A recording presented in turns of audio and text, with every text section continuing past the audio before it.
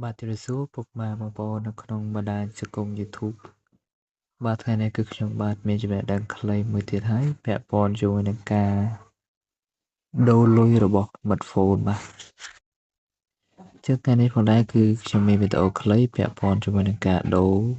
លុយរបស់មិត្តហ្វូនគឺ$1.50ទទួលបាន15 GB បាទ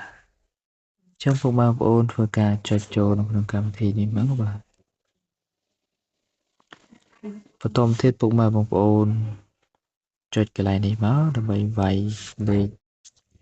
ចឹងបញ្ជាក់ផងដែរពុកម៉ែបងប្អូនធ្វើការបញ្ចូលលុយសិនណាដើម្បីដូរ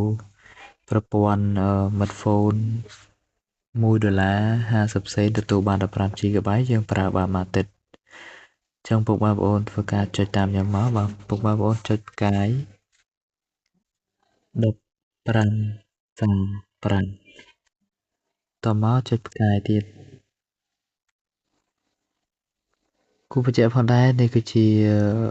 របៀបដូរលុយ$1.50ទទួលបាន15 GB អញ្ចឹងពុកម៉ែបងប្អូនធ្វើការចុចលេខ15មកតមកបងប្អូនវាយសញ្ញាត្រង់ជួរនេះទៅសិនតមកទៀតពុកម៉ែបងប្អូនធ្វើការបញ្ជូនបាទពេលពុកម៉ែបងប្អូនបញ្ជូនហើយវានឹងទទួលបានសារមក15 GB និងផ្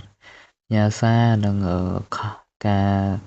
ទេចេញទេចូលនេះចឹងទៅបាទអញ្ចឹង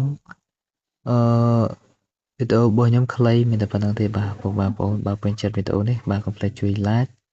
និង share និងចុចសញ្ញាកណ្ដឹងដើម្បីទទួលបានវីដេអូថ្មីពីខ្ញុំបានផងដែរបាទសូមអរគុណសូមគោរពលាបាទ